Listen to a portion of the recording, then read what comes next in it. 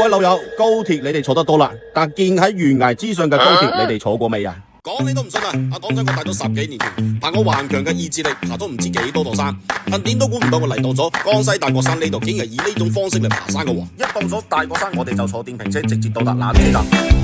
我哋而家上到嚟纜車啦，全程15分鐘。落咗纜車，再行一段程度就可以到達今次嘅目的地懸崖洞車站啦。我哋眼前見到嘅洞車係全世界首創，第二度你都揾唔到啊！成條軌道建入喺懸崖峭壁之上，總投資13個億，全程11.8公里。各位老友，我哋南港安全底，我哋齊出嚟玩啦喂！好靚啊！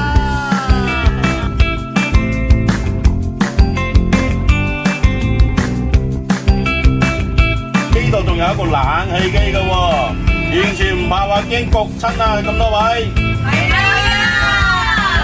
你試諗下，我哋班團友舒舒服服咁喺車廂度嘆冷氣，又可以望到周圍嘅景色，呢個設計簡直一流啊！我哋嘅洞車係圍繞幾座山頭嘅，車程就1個半鐘頭，停留3個站點，前面2個站停留時間比較短，而第3站天街站，有啲團友想做下運動，亦都可以排下太極，打卡女神像同南天門啦。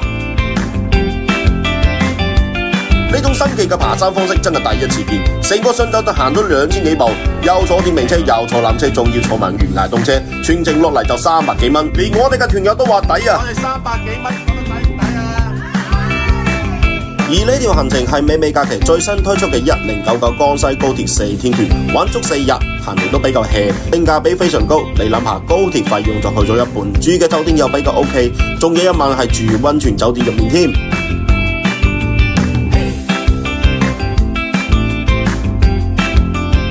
全程順玩，加埋服務費同大國山交通費300幾蚊自理，2000蚊都唔使，係咪覺得好抵呢？心動不如行動，快啲揾美美假期過嚟報名啦！